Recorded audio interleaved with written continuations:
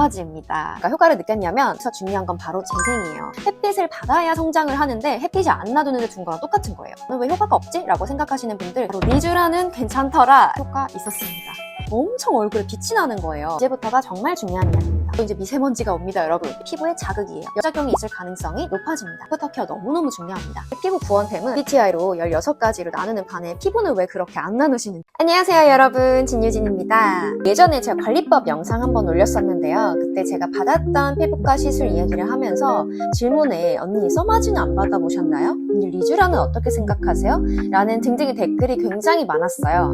그래서 제가 거금을 들여서 한번 받아봤습니다.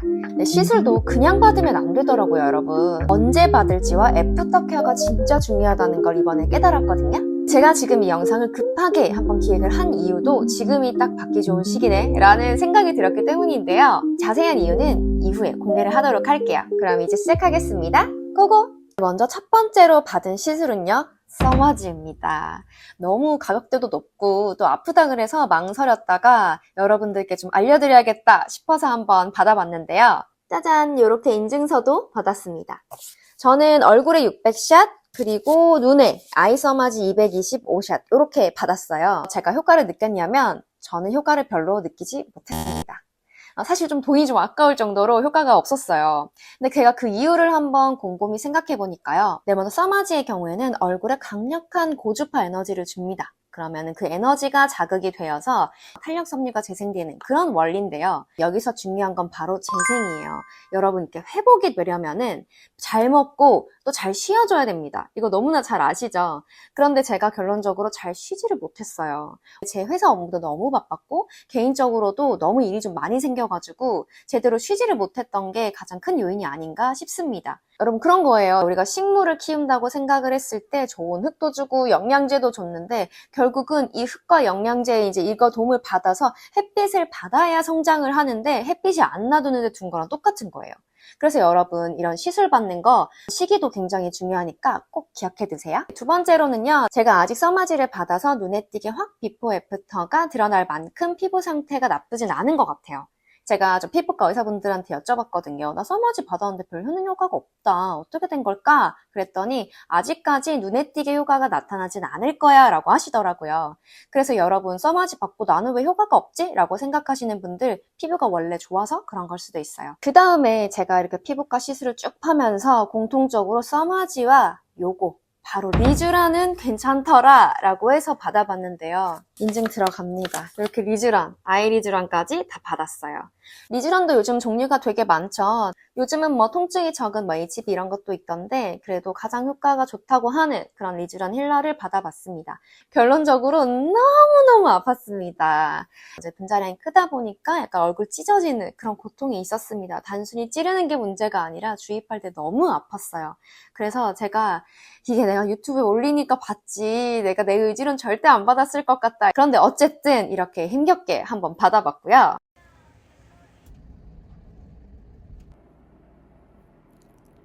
보다시피 엠보가 엄청 올라옵니다. 그리고 이 엠보가 하루 정도는 가요. 피부의 두께라든지 시술을 손으로 받았는지 기계로 받았는지 어떤 사람에게 받았는지에 따라서 이런 엠보 자국이나 또 이런 것들은 언제 없어질지는 개인마다 다르지만 그래도 이 리쥬란 힐러 같은 경우에는 한 하루 반, 한 30시간 정도 지나니까 괜찮았고요. 근데 결론적으로 말하면 저는 효과 있었습니다. 제가 이 효과를 인지한 게 3가지 포인트가 있는데요. 먼저 첫 번째, 내 피부가 좋아지면 사실 내가 내 얼굴 보는 것보다 남이 보는 게 더 정확하거든요. 제 바로 옆에 있는 이제 짝꿍분께서 어머 유진님 피부에서 진짜 빛이 나. 그거 진짜 좋은 것 같아 라고 하시더라고요. 주위 사람이 그렇게 얘기해 준 거. 그 다음에 두 번째는 제가 아침에 한 7시쯤 메이크업을 하고 퇴근을 하고 나서 저녁 8시쯤 영상을 찍었어요. 급하게. 근데 그때 영상 보면은 제가 편집하면서도 깜짝 놀랐던 게 엄청 얼굴에 빛이 나는 거예요. 급하게 찍는다고 그냥 아침에 있던 메이크업 그대로 둔 거거든요. 그랬는데도 그렇게 빛이 났습니다. 그리고 세 번째는 저는 아주 심각한 악건성이에요. 그래서 겨울 되면 제가 너무 힘든 게 진짜 사무실에서 오후 1시, 2시 되면 웃을 때 찢어지는 느낌이 들 정도로 아프단 말이죠. 그런데 안 아픈 거예요. 제품 때문일 수도 있잖아요. 그래서 똑같이 평소랑 루틴을 가져갔어요. 똑같은 기초 화장품, 똑같은 메이크업 제품을 썼는데도 불구하고 저는 딱 오후 2시에 전혀 얼굴 당기지 않네? 이런 생각이 들면서 아, 효능 효과가 있구나라는 생각이 좀 들었습니다. 왜 리쥬란이 나한테 효과가 있었지라고 생각해보면 그래도 좀 리쥬란 받고 나서 좀 잘 쉬었어요. 그런 영향도 있고 또 제가 워낙 악건성이 피부다 보니까 좀 겨울에 좀 더 그런 효능을 잘 인지하지 않았나 이런 생각을 한번 해봅니다. 네, 이렇게 제가 효능을 느끼니까 한 번 더 받아봐야 되겠더라고요. 그래서 설 연휴 전에 급하게 받고 이제 내려가서 대구에서 푹 쉬도록 했는데요. 이제 그때는 아이리쥬란까지 받아봤어요. 너무 아파가지고 저 마취 꼭 1시간 할게요. 그래서 1시간 했거든요. 결론적으로는 마취 30분 하나, 1시간 하나 너무너무 아팠고 특히 저는 그 눈가 피부가 엄청 얇은데 눈가 엠보가 굉장히 오래 갔어요. 그리고 상당히 많이 부었거든요. 그래서 평소에 이런 주사 시술이나 이런 데 잘 붓는 분들은 약 처방해달라고 하시는 것도 방법일 것 같아요. 저 같은 경우는 집에 오니까 이거는 단순 주사로 인한 붓기가 아닌데 좀 심각한데 싶어가지고 집에 있는 소염 진통제와 알러지 약을 재빠르게 먹어줬습니다. 여기 너무 많이 부어가지고 약을 좀 먹어야 될 것 같아요. 네, 거의 부은 거는 지금 거의 다 가라앉았거든요. 요 엠보만 남아서 요것만 없어지면 될 것 같아요. 그렇게 했더니 좀 나아졌고 얼굴은 마찬가지로 한 30시간 내로 엠보가 다 없어졌는데 아이는 저는 만 이틀 넘게 가더라고요. 그래서 이 리쥬란 시술, 그리고 특히 아이 리쥬란의 경우 피부가 얇은 사람의 경우에는 최소한 만 하루 이상은 밖에 일상생활이 좀 어려울 것 같다라는 생각은 했습니다. 다시 받을 예양은? 진짜 너무 아파가지고 제가 특히 2번째 때는 눈물 질질 흘렸거든요.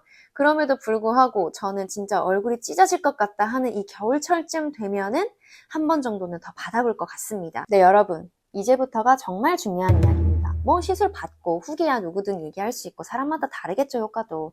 그런데 여러분, 시술 공통적인 특징이 뭐냐면 바로 피부에 자극을 줘요. 상처를 주던 어떤 물질로 자극을 가하건 에너지를 가하건 이렇게 상처를 입히고 이게 회복되는 과정, 탄력 섬유가 재생이 되고 이렇게 되는 원리거든요. 그럼 여러분, 이 재생이 잘 되는 게 관건이겠죠? 뭘 해줘야 돼요? 잘 쉬어줘야 돼요. 그래서 여러분 바쁜 시기에 받지 마세요.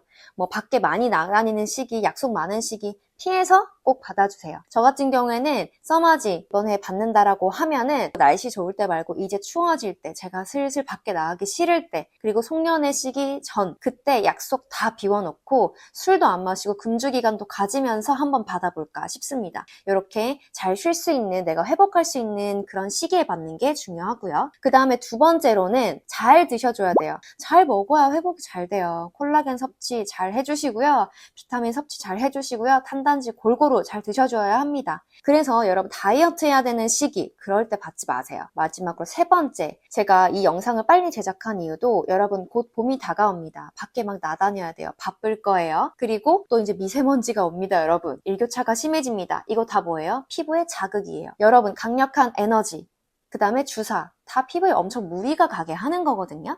피부가 예민해질 수 있는 이런 주위 환경 시기에 받게 되면은 부작용이 있을 가능성이 높아집니다. 미세먼지에 엄청 예민한 피부예요. 저는 오늘 미세먼지가 안 좋은 애를 내 피부 상태를 보고 알 정도거든요. 간질간질하고 막 여기에 막 올라와요. 피부가 안 그래도 가만히 있어도 간질간질 막 뭐가 올라오는데 피부 주사까지 했다? 난리 나겠죠? 그래서 여러분 받는 시기 이렇게 중요합니다. 정리하자면 덜 바쁜 시기, 내가 다이어트 하지 않는 시기, 잘 먹어줄 수 있는 시기 3번째는 피부에 자극이 될 수 있는 이런 환경이 없는 시기 이럴 때 받아주시는 게 저는 중요하다고 생각을 합니다. 네, 그리고 여러분 애프터 케어 너무너무 중요해요. 얼마 전에 저희 친한 피부과 의사 지인분과도 얘기를 하면서 진짜 생각보다 집에서 평소에 하는 케어 뭐 먹는 거라든지 그런 스킨케어가 얼마나 중요한지 모르시는 분들이 너무 많다. 그렇게 해서 피부가 또 나빠져서 온 분이 너무 많다라고 하셨어요. 여러분 애프터 케어 너무너무 중요합니다. 네, 이렇게 고가의 시술 받기 전에 여러분이 평소에 피부가 좀 뒤집어졌을 때 SOS, 구원템 꼭 알아두세요. 나는 아무리 피부가 좀 안 좋아도 이 제품은 내 피부에 자극이 없더라 하는 제품을 발라주시는 게 제일 좋습니다. 왜냐면 결국은 아까 제가 그랬잖아요. 피부에 다 좀 무리가 가게끔 하는 거라고. 주사바늘도 생각해보면은 얼굴에 이제 수백 방의 상처가 난 거예요. 이렇게 상처 있는 피부에다가 고기능의 막 기능성 제품, 막 비타민C 제품 이런 거 막 발라버리면은 엄청 자극이 심할 거거든요. 저의 피부 구원템은 요 에스트라의 아토베리아 크림 미스트 그리고 에스트라의 아토베리아 크림 그냥 요 두 개만 주구장창 해줬어요. 그래서 세안하고 나서 이거 뿌려주고 크림 발라주고 좀 건조하다 싶으면 또 미스트 뿌려주고 이 두 제품만 한 이틀 정도는 발라줬거든요. 사실 보습 막 형성해주는 게 너무너무 중요합니다. 특히 이렇게 주사 시술 같은 경우에는 이렇게 찌르고 난 다음에 내가 굉장히 피부가 건조해지기 쉬워요. 우리 막 상처 입으면은 막 각질도 일어나고 하잖아요. 그런 것처럼 이제 내가 뭐 각질도 일어날 수 있고 또 쉽게 건조해질 수 있거든요. 그래서 굉장히 보습에 효는 효과가 좋으면서 피부의 장벽 성분 중에 일부인 세라마이드가 많이 들어간 그런 제품을 발라줘야겠다고 생각을 했고 실제로 발랐더니 전혀 피부에 자극 없이 촉감도 유지돼서 저는 너무너무 좋았습니다. 그리고 이제 햇빛을 안 받는 게 진짜 중요하겠죠? 그래서 선크림 같은 경우도 평소에 내가 별로 자극이 없었다라는 제품들 발라주시는 게 좋고 사실은 선크림도 자극이 될 수 있잖아요. 그래서 어떻게 했냐면 첫 번째 리쥬란 시술 받고 난 다음에 하루 종일 안마 커튼 치고 햇빛을 아예 안 봤어요. 그래서 계속해서 그냥 보습 제품만 듬뿍듬뿍 수시로 발라주고 그렇게 지냈습니다. 네, 그리고 진정 기능이 있는 그런 제품 써주시는 게 굉장히 좋긴 합니다. 사실 그 수술 받고 났을 때 뭐 트러블이 올라올 수도 있어요 라고 이야기하거든요. 그 이유가 뭐냐면 결국은 이런 자극을 주는 거잖아요. 이 자극이 과하면 염증으로 번져요. 이런 염증으로 인해서 트러블이 생길 수 있는데요. 그러다 보니까 염증 케어를 해줘야겠죠? 만약에 내가 염증이 좀 잘 나는 체질이다 라고 하면은 이제 아예 시술 받을 때 좀 염증약 처방해주세요 라고 해서 그런 염증 반응이 좀 과해지는 거를 막아주는 것도 방법이라고 생각합니다. 네, 그 다음 제일 중요한 부분입니다. 저는 엄청나게 피부가 얇아요. 일반적인 피부 아니에요. 그리고 저는 피지 분비가 엄청 원활하지 않아요. 악건성이에요. 이것도 완전 뭐 흔한 피부는 아니에요. 저 같은 사람이 저의 나이대에 이런 시술 두 가지를 받아봤을 때 느낀 소감이에요. 근데 여러분, 뭐 성격도 MBTI로 16가지로 나누는 반에 피부는 왜 그렇게 안 나누시는지 궁금합니다. 그리고 나이가 들어감에 따라 피부 타입 바뀔까요? 안 바뀔까요? 정답은 바뀐다입니다. 그렇기 때문에 내 피부가 다른 사람의 피부와 같다는 생각을 안 하셨으면 좋겠어요. 너무나 다 다르거든요. 내가 함부로 시술을 너무 많이 받고 함부로 너무 제품을 많이 바르는 것도 내 피부가 장기적으로 봤을 때 얇아지고 예민해질 수 있는 원인 중에 하나거든요. 그래서 병원 가서 어떠한 의사분과의 상담도 없이 내 피부에 대한 이해도 없이 시술하는 그런 데 하지 마시고 내가 좀 투자를 해서 내 피부가 어떤지를 좀 정확하게 진단을 하고 시술을 결정하시는 것을 추천드립니다. 그래서 제가 얼마 전에 피부에 대해서 조금 더 자세하게 한번 진단을 받아봤어요. 여러분 퍼스널 컬러도 다 받으시잖아요. 그러는 것처럼 내 퍼스널 피부 진단 한번 꼭 받아보시길 저는 좀 추천드립니다. 그래서 결론은 남들이 저 이건 진짜 효과 봤어요 라고 하는 거 다 믿지 마세요. 여러분들한테 효과 없을 수도 있어요. 남들이 다 좋다라는 거 절대 따라서 하지 마시고 피부에 대한 이해부터 진단부터 먼저 하시고요. 그 다음에 투자하셔도 늦지 않습니다. 나에게 맞는 피부과 시술과 그리고 나에게 맞는 화장품 찾을 때까지 제가 열심히 여러분들께 각종 유익한 정보 전달 드릴 테니까요. 앞으로 영상도 꼭 지켜봐 주세요. 오늘도 도움이 되셨다면 구독과 좋아요 한번 눌러주시고요. 저는 다음 영상으로 찾아뵙겠습니다. 안녕!